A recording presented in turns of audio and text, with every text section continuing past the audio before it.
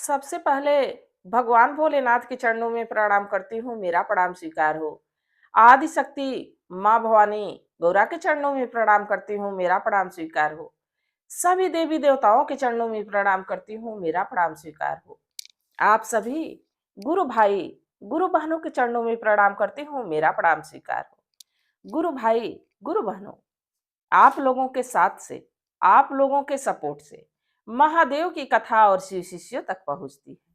तो आप लोगों से हाथ जोड़ के निवेदन है कि आप लोग कथा को ज्यादा से ज्यादा शेयर किया करिए, ताकि महादेव की कथा और शिव शिष्यों तक पहुंच सके। गुरु भाई गुरु बहनों, आप लोग के साथ के बिना हम अधूरे हैं, और चाहे हम किसी भी परिस्थिति में रहें, कथा रोज सुनाने की कोशिश करते हैं। देखिए, हमारी तबीयत कुछ ठीक नहीं लग रही है, फिर भी हम यही सोचते हैं कि हमारे गुरु भाई, हमारी गुरु बहन जो हमारे चैनल पे हमारी कथा को सुनते हैं, महादेव की चर्चा को सुनते हैं, वो इंतजार करेंगे। तो मैं कोशिश यही करती हूँ कि मैं आप लोगों को कथा सुना सकूं। तो आप लोग भी जितना प्यार दुलार हमारे चैनल को दिए हैं, इसके लिए हम पूरे जीवन आप लोगों का ऋणी रहेंगे, शुक्रगुजार आप लोगों के रहेंगे। आप लोग कमेंट करते हैं, आप लोग अपनी नाम की अर्जी लगाने के लिए कहते हैं, किसी किसी की अर्जी नहीं लग पा रही है, तो इसके लिए हम आप लोगों से क्षमा प्रार्थी हैं। आप लोगों का नाम मैं हमेशा लेती रहती हूँ, हमेशा लोगों से बताती भी रहती हूँ कि फला जगह से फला ने हमको कमेंट किया है, और आप लोगों के लिए मैं सदा महादेव से दया मांगती रहती हूँ। तो अगर जो आप लोग चैनल पे नए हैं तो सब्सक्राइब कर लीजिए, और अगर जो आप लोग कथा को ज्यादा से ज्यादा शेयर करेंगे तो ये कथा शिव शिष्यों तक पहुंच जाएगी। और कमेंट में महादेव का नाम जरूर लिखिए।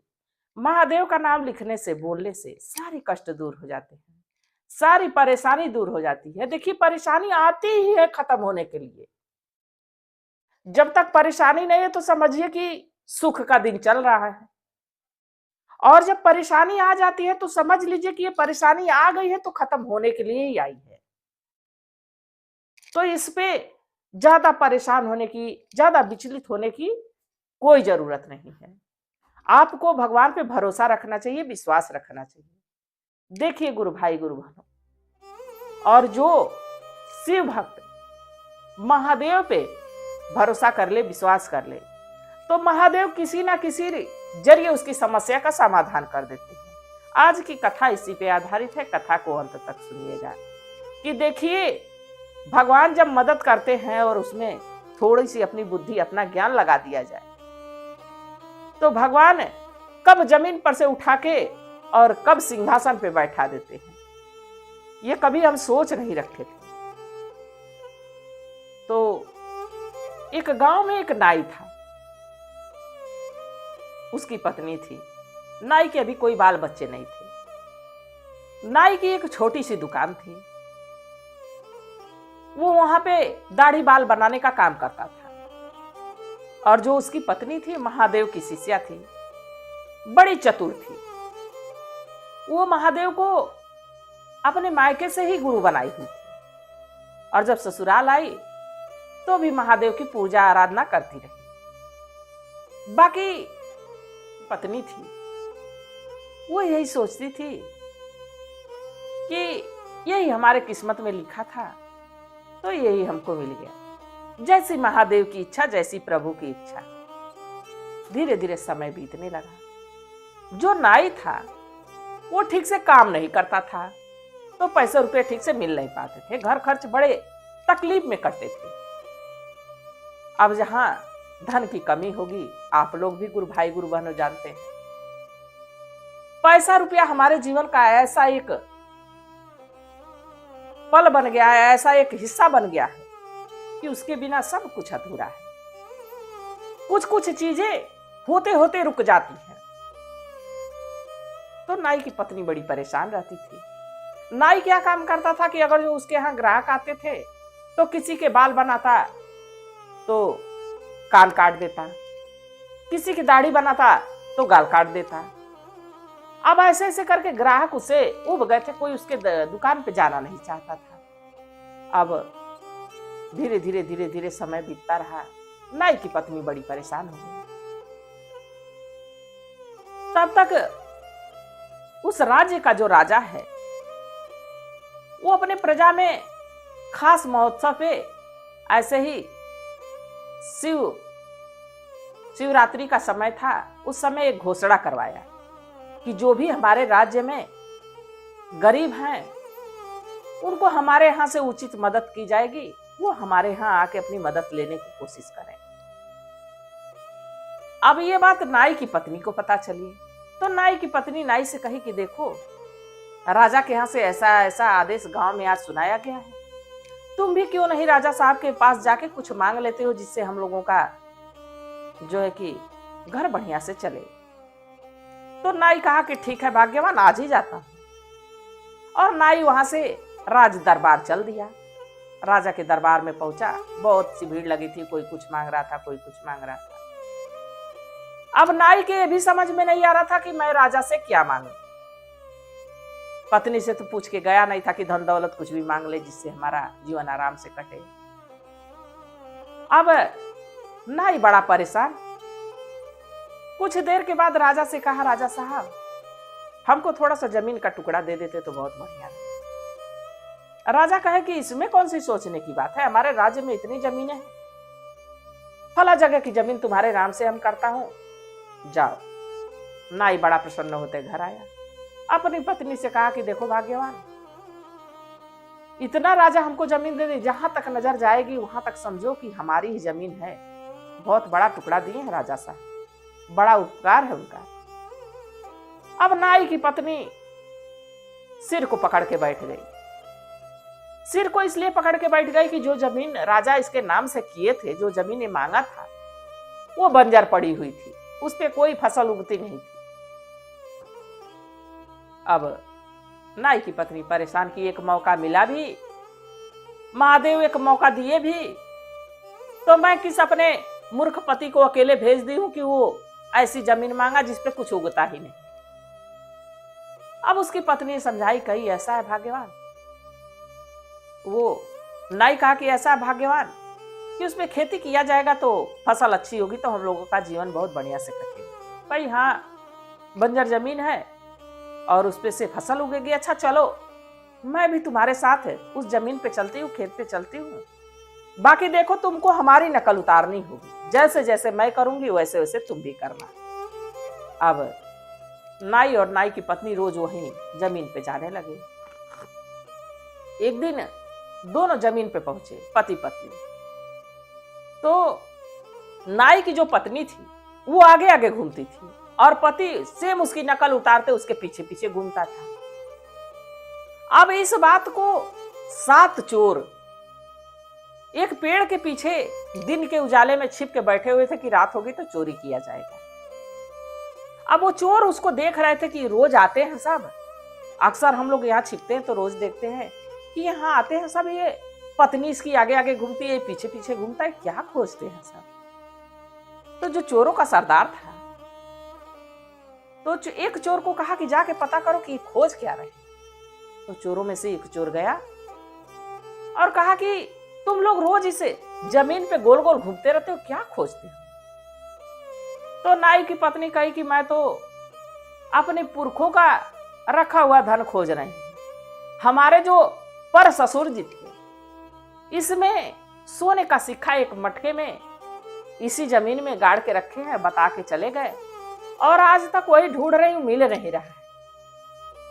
तो चोर कहे कि अरे ऐसे ढूंढने से मिलेगा, कोई ऊपर थोड़े ना मटका रखेगा, जमीन के अंदर दबाया होगा। अब वो चोर गया, 7 चोरों से कहा।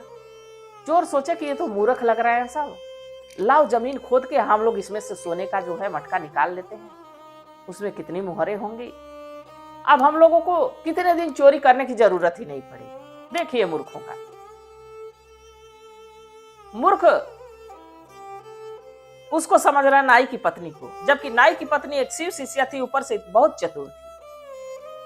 अब 7 चोर वहां आए तो कहे कि ऐसा है कि तुम्हारी मदद हम लोग कर देते हैं, इस जमीन की खुदाई करके हम लोग मटका खोज देते हैं। अब लगे जमीन की खुदाई करने, 7 चोर मिलके जमीन को एकदम धूल बना दिए, ढेला से धूल बना दिए, एकदम खूब बढ़िया खेत बना दिए, बाकी मटका मिला नहीं। सातों चोर थक के वहां से चले गए। अब जो नाई की पत्नी थी उसमें बीज ले आके बुआई कर दी। फसल इतनी अच्छी हुई कि वैसी फसल पूरे राज्य में किसी की नहीं। फसल काट के घर लेके गई बड़े खुशी खुशी, उसमें से कुछ फसल बेची भी, जो उससे रुपया आए घर द्वार बना। अब ये बात चोरों को पता चली। चोर समझे कि देखो ये लग रहा है कि हम लोगों से छिपा के इसको मटका मिल गया, सब पैसा हजम कर ली। अब चोर पहुंचे उसके घर एक दिन। चोर कहे कि जो धन तुमने उस जमीन से पाया उसमें से हमारा भी हिस्सा बनता है। तो वो कहे कि तुम लोगों ने तो खोदा और खोजा भी तो नहीं तुम लोगों को मिला, हमको मिला, हम लेके चले आए, तब इसमें तुम्हारी गलती है। चोर कहे नहीं नहीं, हमको तो हमारा हिस्सा चाहिए। तो कहे कि ऐसे कैसे हिस्सा चाहिए? चोर कहे कि ऐसे नहीं दोगी तो रात को हम चोरी करके लेके जाएंगे। अब चोर क्या किया कि एक चोर धीरे से पांव दबा के उसके घर में छिप गया और सभी चोर चले गए। चोर को छिपते हुए नाई की पत्नी देख ली थी। अब नाई की पत्नी तो देख ली थी। नाई की पत्नी क्या की कि उस चोर को सुनाने के लिए अपने पति से कह रही है कि जानते हो, जो मटका सोने से भरा मिला था उसको अपने चारपाई के नीचे छिपा रखी हूं, उस पे एक दीपक जला रखी, और जानते हो उसमें मिठाई भी कुछ रखी है। अब ये बात चोर सुन रहा था। चोर सोचा कि ये तो जान नहीं रही है कि मैं सुन रहा हूं। अब हम लोगों को ज्यादा मेहनत करने की जरूरत नहीं पड़ेगी, जैसे सोएंगे वैसे हम सोने से मटका भरा जो है वो लेके चले जाएंगे। अब चोर क्या किए कि जैसे वो पति पत्नी निश्चिंत होके, उनको तो पता ही था कि घर में कुछ है ही नहीं, निश्चिंत होके सोए। चोर क्या किया कि गया चारपाई के नीचे से उस मटके को उठाया और लेके पहुंच गया पेड़ के पास, जहां 6 चोर इंतजार कर रहे थे चोरी करने जाने के लिए। कहा आप लोग को जाने की जरूरत नहीं है, धन मैं लेके आ गया, चलो धन का बंटवारा बाद में किया जाएगा, पहले मिठाई खा लिया जाए। अब मटकी में हाथ डाला तो उसमें कुछ मिठाइयां पड़ी हुई थी। मिठाई तो खा लिए। अब मिठाई खा लिए, बस मटके में कुछ था ही नहीं। चोर कहा कि हम लोगों को बेवकूफ बना दिया।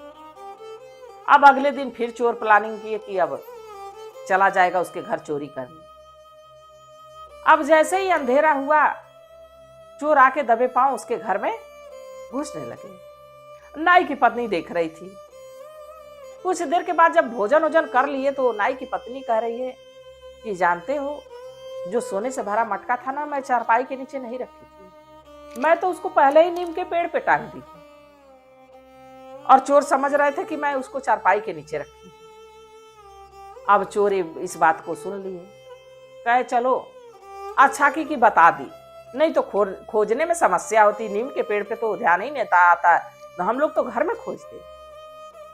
अब चोर नीम के पेड़ के पास पहुंचे। एक चोर चढ़ा कि हम उतार लाएंगे। उस पे कुछ गोल सा दिख रहा था, सब समझे कि वही मटका टंगा हुआ है, और वो मटका नहीं था, वो मधुमक्खी का छत्ता था। एक चोर उस पे चढ़ा तो जैसे मधुमक्खी के छत्ते पे थोड़ा सा हाथ लगाया, 2-4 मधुमक्खियां उसको काट ली। तो हाथ कभी आगे कर रहा है, कभी पीछे कर रहा है। तो नीचे वाले चोर अंधेरे में देख रहे हैं कि लग रहा है कि वो पैसा निकाल के, जो सोने का सिक्का निकाल के अपने पॉकेट में भर रहा है। तो दूसरा भी चढ़ा कि देख रहे हैं तो सब अपने ही भर लेगा, सब इसी के हिस्से में चला जाएगा, लेके भाग जाएगा, बेईमानी कर लेगा। दूसरा चढ़ा तो दूसरे को भी मधुमक्खी काट ली, वो भी कभी आगे हाथ कर रहा है, कभी पीछे कर रहा है। अब नीचे वाले चोर समझ रहे हैं कि ये भी लग रहा है दोनों ही बांट लेंगे। अब इसी तरह तीसरा चढ़ा, चौथा चढ़ा, सब चढ़ते चले गए, सातों उसी पे चढ़ गए। अब जब 7वां चढ़ा तो मधुमक्खी के छत्ते में ही हाथ डाल दिया। अब इतनी मधुमक्खियां काटी उसको कि सातों चोर पेड़ से धड़ाम नीचे गिर पड़े। अब जब नीचे गिर पड़े, चोरों को बड़ा गुस्सा आया। चोर अगले दिन ही राजा के दरबार में पहुंचे। राजा के दरबार में पहुंच के कहे, राजा साहब, जो आप जमीन दिए थे नाई को, उसमें सोने से भरा मटका है, और वो मटका लग गया है नाई की पत्नी के हाथ, और आपसे छल हुआ है, आपको बताया नहीं गया। राजा कहे, अच्छा तुम लोग कौन हो? तो कहे, हम 7 चोर हैं, हम लोग चोरी करते हैं, हम तो अब इनाम के चक्कर में आपके पास आए कि आपसे ये बात बताएंगे तो हमको इनाम मिल जाएगा, अब चोरी करने की जरूरत नहीं पड़ेगी। राजा कहे कि अच्छी बात है। अब 7 चोरों को खूब बढ़िया उचित स्थान देके बैठाए। नाई और नाई की पत्नी को बुलावा गया, वो आए। नाई की पत्नी से राजा कहे, अच्छा ये बताओ कि तुमको मटका मिला तो उस मटके में क्या था?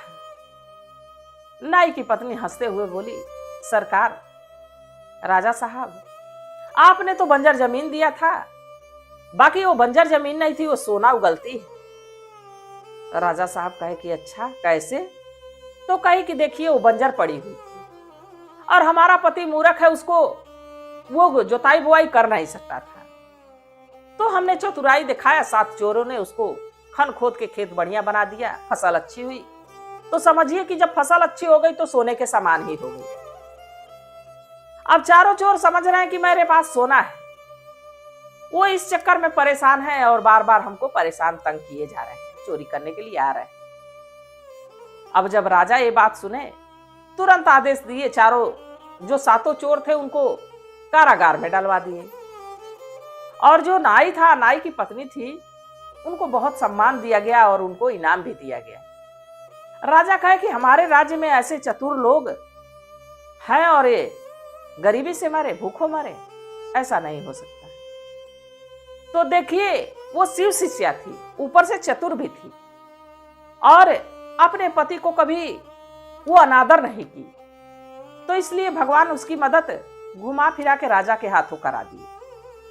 तो भगवान स्वयं आते नहीं हैं, पर किसी न किसी के जरिए मदद जरूर करा देते। वक्त रहते वो अपनी जो लीला दिखाई देते हैं।